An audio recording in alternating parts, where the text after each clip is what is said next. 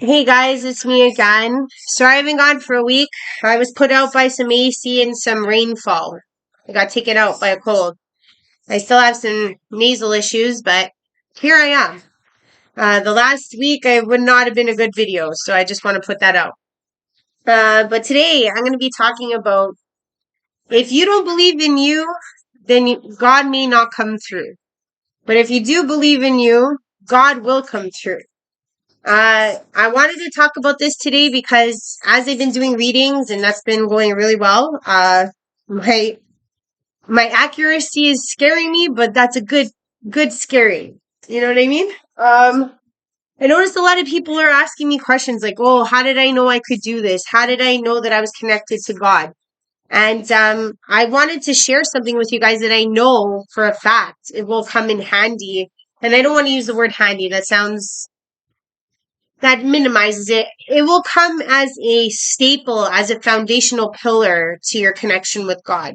So I want to share that.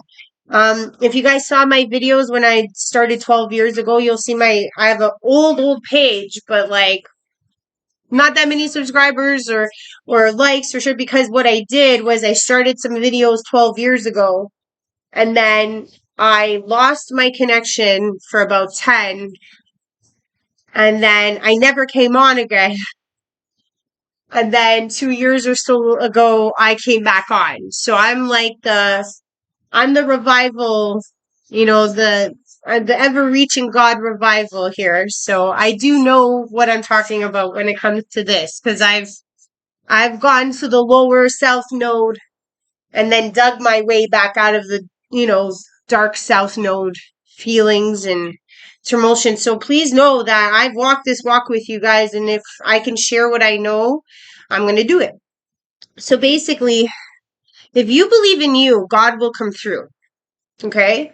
That's the one main staple I can say. If you believe in you and what you're doing, what you feel, what you represent, and basically nothing stands in your way. And I'm not saying this in like a egotistical way where you're like, oh, I'm the best thing since sliced bread. No, I mean this in the every step you take is the steps that you take to protect yourself in this world, to do what's most beneficial for you and your soul, to pursue things that make you happy and excited in life.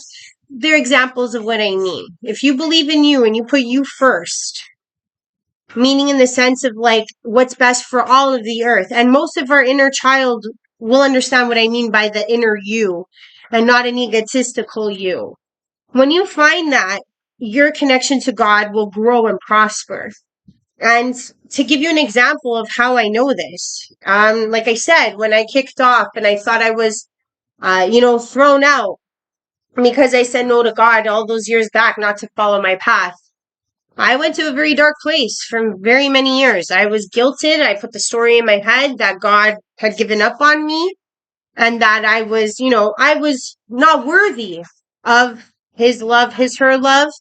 And that's where I stayed. Okay. So basically, it's not that God gave up on me. It's not that anything happened. It's just that I told myself that I couldn't reach God. So therefore I did not.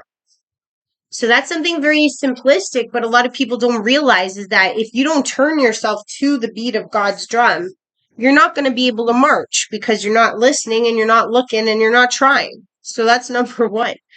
Number two, I would say, God ends up being your compass.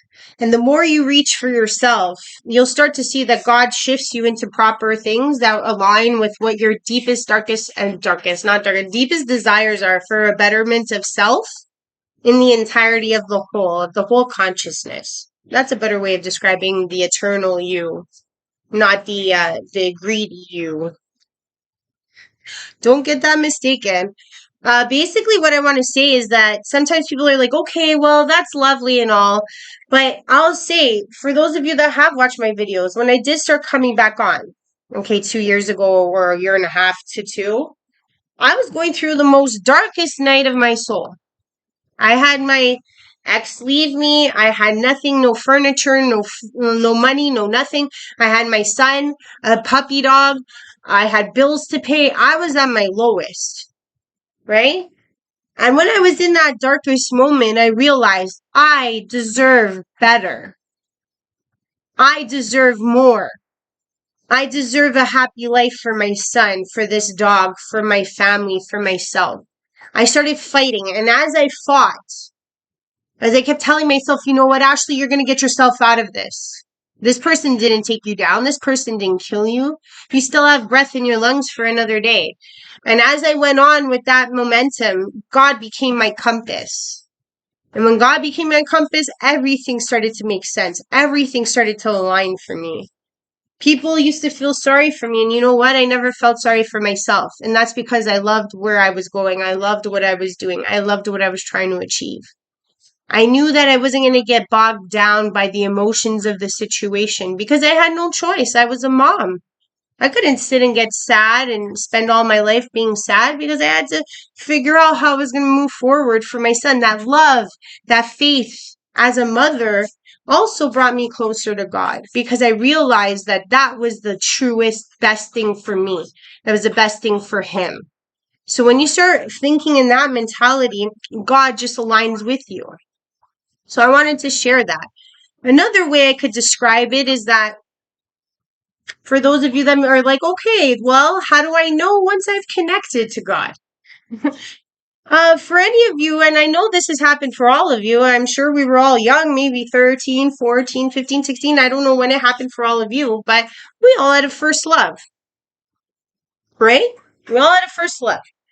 Came out of nowhere, hit us like, a boot to the face. But no matter what we did, we lived, we ate, we breathed for this person. We had no idea why we were so crazy in our head.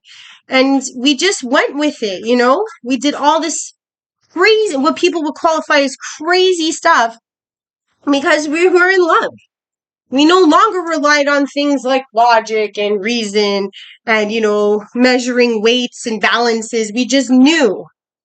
We just knew in our heart that we loved this person, but be it your first boyfriend, your first girlfriend, you just knew it. You didn't have to get told. You didn't have to get a badge of honor or some type of certificate or plaque. You knew. It was innate. And that's kind of what I mean when you're attached or when you know that you're connected to God, you know. It's just like when you're first in love. And what's so sad about that is that, like, as we get older and let's say that first love doesn't work out and we start to build those barriers because of fear and pain and suffering, the next time we get those butterflies in our stomach, we're like, oh, we gotta go, oh no. But at least we recognize it, right? We're like, I'm in love. It becomes recognizable. And it's the same thing with God. So I just wanted to share that with you guys. I'll give you one last one. Now, this is a weird one, but it will appeal to some. So I'm going to put it out. When it's talking about how the last example was about love. Now, this is going to be about faith. Now, bear with me. You're in a casino. You go to your favorite slot machine. You take out your 20 and you stick it in the machine. Now, you can press the button or pull down the lever, whichever way you do it. For those shining moments, you sit in that seat. What are you thinking? You're thinking, I hope I win the jackpot. I'm going to put in my money. I'm going to win the jackpot. Today's my day. I'm going to win the jackpot. Okay? And all through that time, you might be going up a bit, you might be going down, you might hit a little win or not. But as the money's just reeling and reeling and reeling through, that faith you have that you're going to win the jackpot never sways. Okay? Never sways. Even if you're at your last, dollar, you're like pulling that lever, you're like, this is it. This is going to be the winner. This is it for me. What I will recommend is that if you have any idea what I mean by that feeling, okay, is that complete faith that you are the winner, because you might as well not sit there if you're already going to take a standpoint that you're not going to win. And I would say 99% of people do not. They sit down and they're like, nope, I'm the winner today. So please keep that in mind. If you have ever felt that feeling, you have to realize is that in the same way, that faith you have in the slot machine that may never pay you out and most likely won't pay you out, that feeling you have the entire time, that anticipation, much like love, is similar to what it means to have faith in God.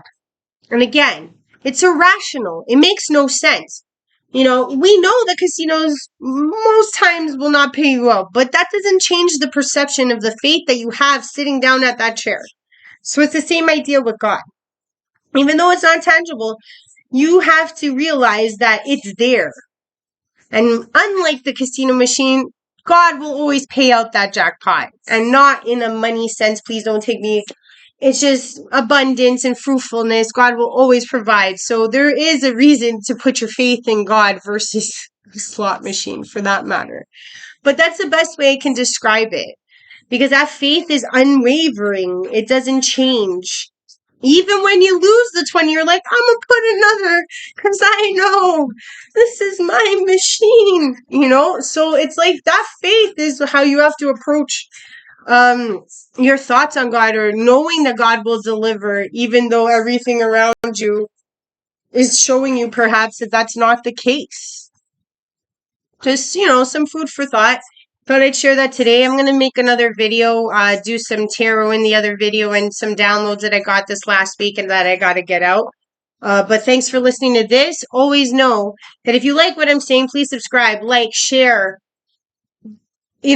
I love to connect, so please connect with me. So that's it for now. Thanks for waiting, and I love you all. Till next time, bye.